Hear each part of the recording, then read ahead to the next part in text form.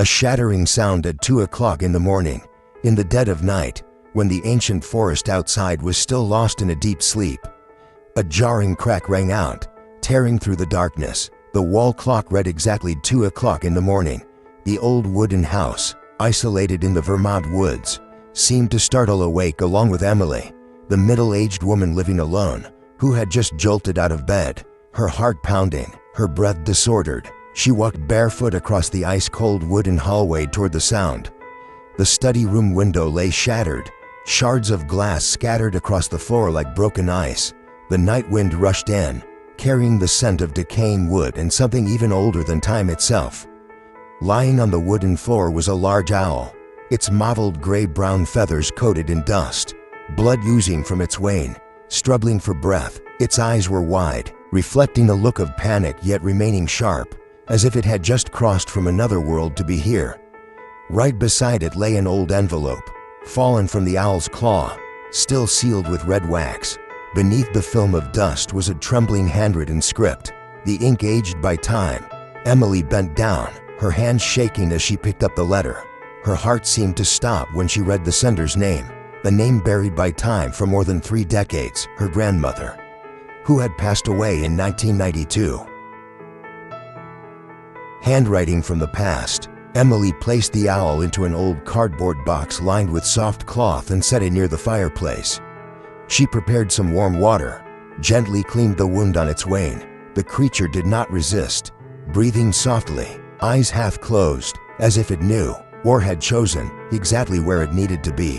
While waiting for it to recover, Emily sat at the table, still holding the letter in her hand. She did not open it, not out of fear, but because she was overwhelmed. Though the years had blurred much, she could not mistake that handwriting. Every gentle loop, every slightly slanted line trembling with age. It was her grandmother's handwriting.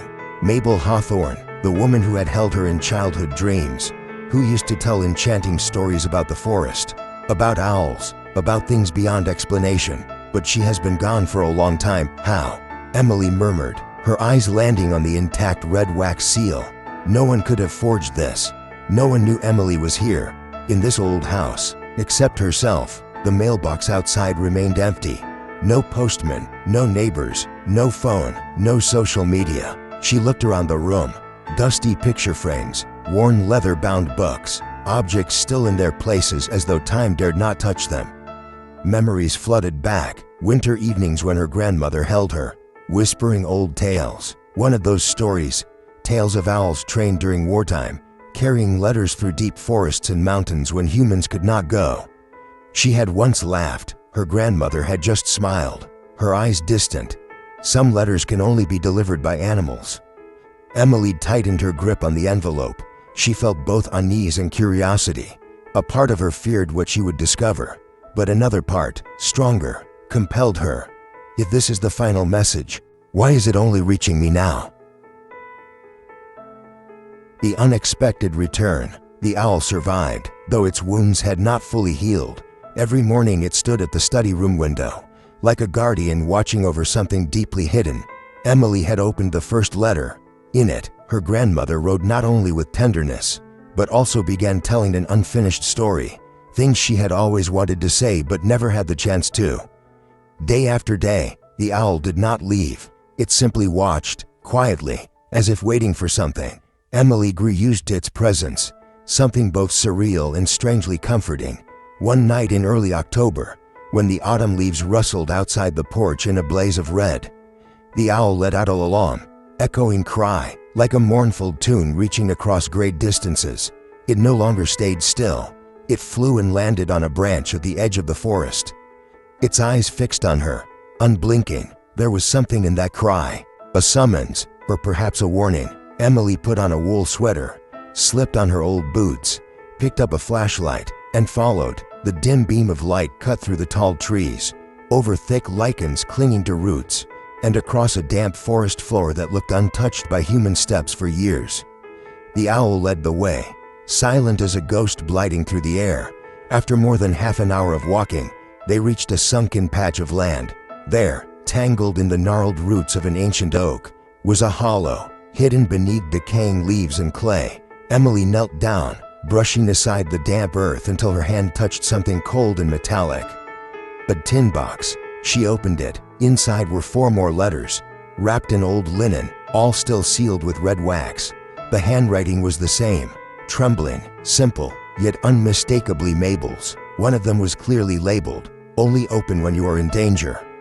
Emily was speechless. Her hands trembled. She brought everything back to the house. The owl followed behind her, quiet and weightless like the shadow of night. Under the warm light of her desk lamp, Emily opened the letters one by one. The first told of a man, a soldier, who had loved her grandmother during the war, but was forced apart from her by circumstance. The second revealed that a child had been born from that love, but was separated from her mother after a mysterious fire at a small hospital on the outskirts of Boston in 1985. Emily stopped reading. The third letter was not just a story. It was a confession. Mabel, the woman Emily had called grandmother, had found that child on a stormy night, abandoned in an old storage shed. No documents, no name, no family, and for reasons she could not explain, Mabel had not reported the child to the authorities. Instead, she raised her as her own granddaughter. She had always believed that one day, the truth would need to come out, but she had not lived long enough to witness that day. Emily did not dare to open the final letter, the one marked, "Only open when you are in danger." She placed it on the table, staring at it as though it were the key to her entire life. She sat there, beside the owl nestled into the corner of its box, its eyes gently closed, and she felt that what was coming next would change everything. The buried truth. The final letter rested in Emily's hand with a strange weight, not just from its faded ink or the cracked wax seal, but from the 3 small words written across the front, "When you are in danger." A whisper from the past, carried across decades, now looking straight into her. Emily opened it. Each stroke of handwriting seemed to breathe memory. "If the owl comes to find you, it is time for the truth to be revealed. Forgive me for staying silent for too long." The letter was a confession, not only about raising Emily as her own, but also about a case that once rocked headlines in the late 1980s, the mysterious disappearance of a newborn girl from a hospital in Massachusetts. The case had faded into obscurity after a fire destroyed almost all hospital records. Claiming the lives of many medical staff, the police believed the baby had died in the blaze, but no body was ever found. Emily read in disbelief. The letter included a code, with a note that said, "In the basement, behind the 3rd brick from the left." She turned on the lights and went down to the basement, a place long used only for storing old things. She moved aside boxes, ran her hand along cold bricks, until, click, one brick shifted slightly when pressed. Behind it was a small hollow space containing a dark wooden box, locked with a rusted metal latch. She opened it. Inside was a torn birth certificate and a photo of 2 young people, a woman with deep almond eyes, a man in a Navy uniform holding a newborn baby in his arms. The birth certificate bore the child's name, Evelyn May Holloway. The birth date matched Emily's. Her heart stopped. Alongside was a small leather-bound journal, its corners worn thin, every page filled with Mabel's handwriting. In it, she described everything that happened the night she found Emily. A strange noise outside the shed, the weak cries in the rain, and the trembling moment when she lifted the soaked, freezing baby who was somehow still alive. She had prayed that if fate brought her this child, she would raise her as her own and protect her from harm, even from the truth. She also wrote that years later, a woman, gaunt and desperate, once came searching, carrying an old photo, but when she saw Emily playing in the garden, she wept silently, left the photo behind, and walked away without a word. Mabel had known, but she feared the truth would shatter Emily's childhood. So, she kept quiet. The letter ended with a choked apology. "You are not my flesh and blood, but from the moment I held you, you were everything. Please forgive me, and please go find them. Your birth parents are still looking for you. Emily." Emily let the letter fall. These were no longer just tears.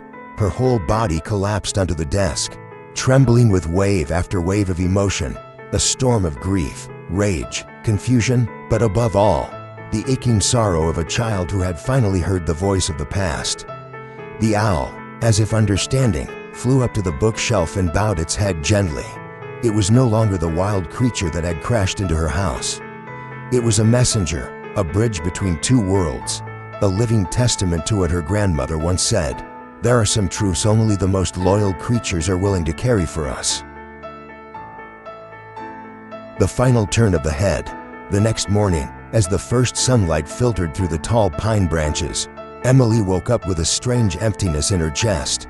She stepped out onto the porch, wrapping the woolen scarf tightly around her, and then she noticed the owl was gone. No more soft wing beats landing on the window ledge. No more quiet eyes watching her from the corner of the study. No trace, as if it had never been there at all. Emily stood still for a while, then looked up at the sky.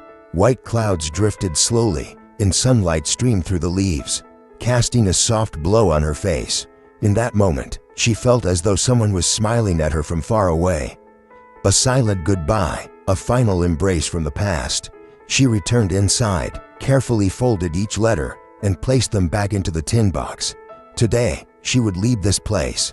The journey to find her birth parents, Evelyn May Holloway, was officially beginning. Her only clues were an old photograph, a faint address printed on an envelope, and a name buried beneath the ashes of time. But deep down, Emily could not stop wondering, why did the owl come only now? Who had sent it, and why her?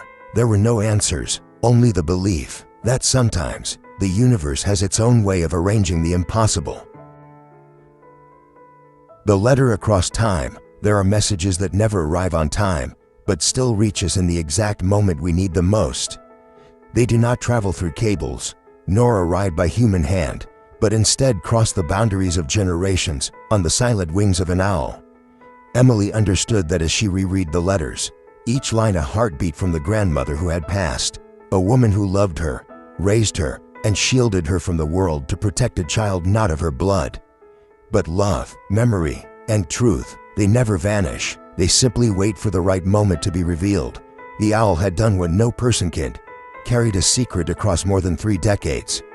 A journey through time, not to cause pain, but to bring healing. And Emily, now walking forward in the new light of truth, carried with her the most sacred gift of all, the chance to finally know who she really was.